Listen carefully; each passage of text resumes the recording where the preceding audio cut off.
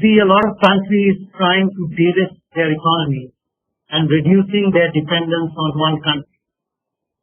This could provide opportunities for countries like India to attract more FDI in the post-COVID world. Before I discuss the current amendments in the FDI policy in India, I wanted to recap shortly the FDI policy in India prior to this amendment. FDI is generally allowed from all countries except Bangladesh and Pakistan. FDI is prohibited in sectors such as lottery and gambling, real estate business, manufacture of cigarettes, atomic energy, some kind of railway activities, etc. In other sectors, FDI is allowed subject to approval of the government and subject to certain caps in the amount of FDI. Like in insurance, there is a cap of 49%. Then there are other various kinds of caps, media, multi-brand retail, infrastructure companies in the securities markets, as stock exchange, commodity exchange, etc. FDI in various other sectors are allowed up to 100% with government approval or under automatic approval, which means that no prior approval is required, and there are for certain conditions which apply to various sectors where 100% is allowed. FDI in manufacturing activities is generally allowed up to 100% without any restriction and includes contract manufacturing as well. In most cases where FDI is allowed, foreign shareholders can repatriate the residents without any approval. The sectorial rules that apply for FDI caps apply for greenfield projects as well as for brownfield projects such as acquisitions and mergers.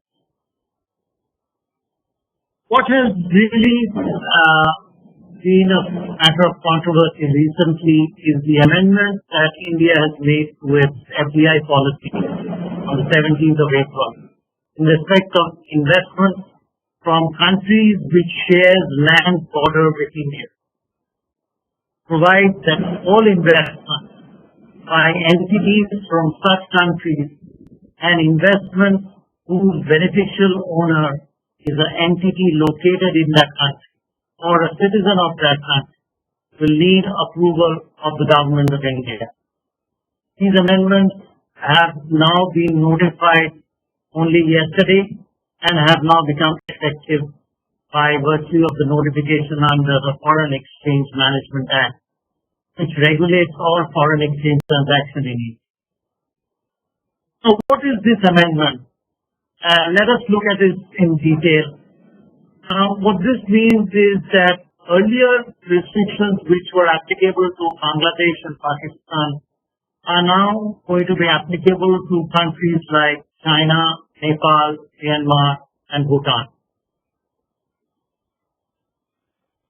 Two important aspects of this amendment are: one is that it applies to beneficial ownership of investments and not only to legal ownership.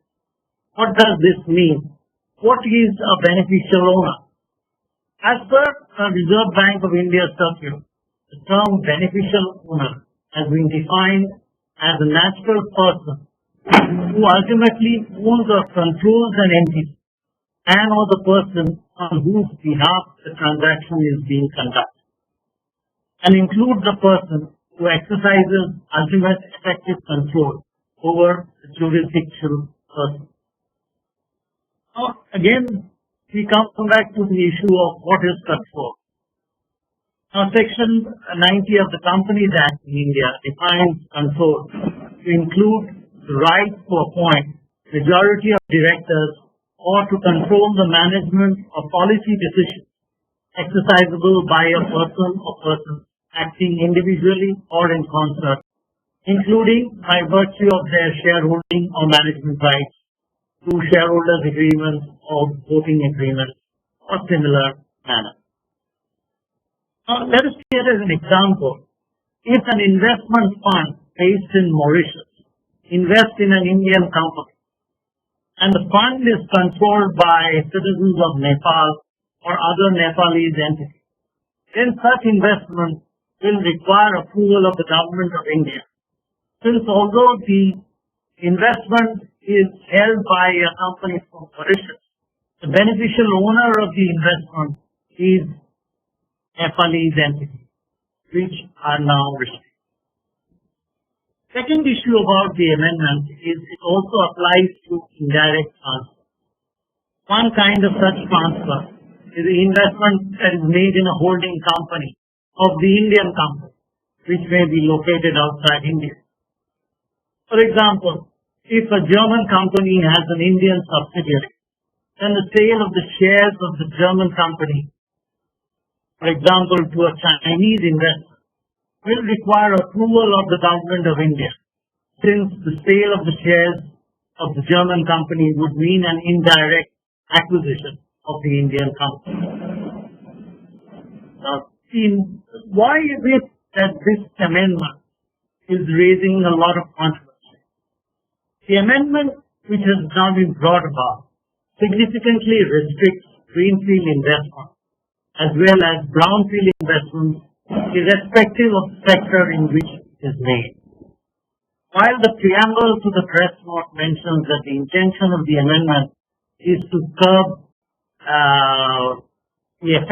the opportunistic takeovers and acquisition of Indian companies, the amendment will have the effect of restricting takeovers as well as greenfield investment in India.